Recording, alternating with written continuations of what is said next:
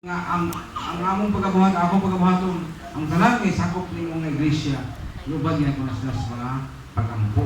Gusto tag safety, gusto ta og kanang mga panalangin nga material nga mga butang o espirituhanon nga mga butang, no?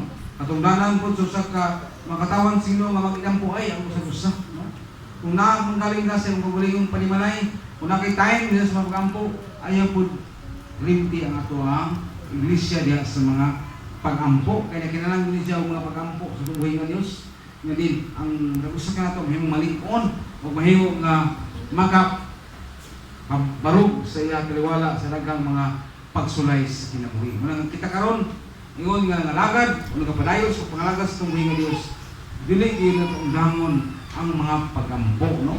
Wala man ta kita-kitaan na maglagyo pa nato lapit nga itong puyan, pero isa sa mga paggasig ayaw giundangay ang mga pagampo, no? Asa man kang napitan ron nagtuyok, no? O asa man karon napitan nagtrabaho, asa man karon napitan nagbuhat og mga pagampo, palayo na aron sa kayuhan natong tanan, no? Ang iglesia na to, kinahanglan itag palayo sa mga pagampo. Ang atong mga kawanan sa iglesia, di na to silang, di na magsalit nga dasig naman sila, no?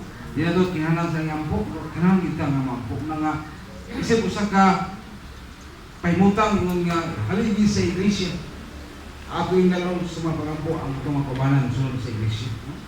Aron malikon o madasig o proteksyonan o dili mapukan sa mga paagis kaaway, no? Kay sa ito karon nilagang sa panahon ng gigautan, no? Ang kaaway kung kay gusto dili man gusto sa kanas musimba ta, dili man gusto sa kanas mo ni simbahan.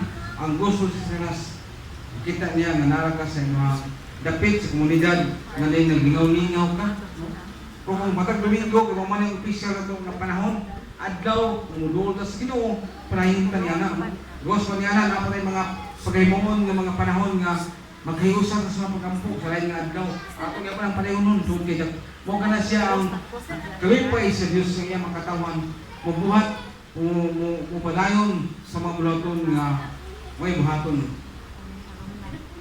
nagtuloy kami lang ampo o mga pagpaminaw sa pulong sa Ginoo mga pagkaisunan dako kayo kahimuan gyud kita makatawan sa Ginoo kay katawhan naman sa Ginoo sa itong kagulong nga panimalay magampo na kita, no?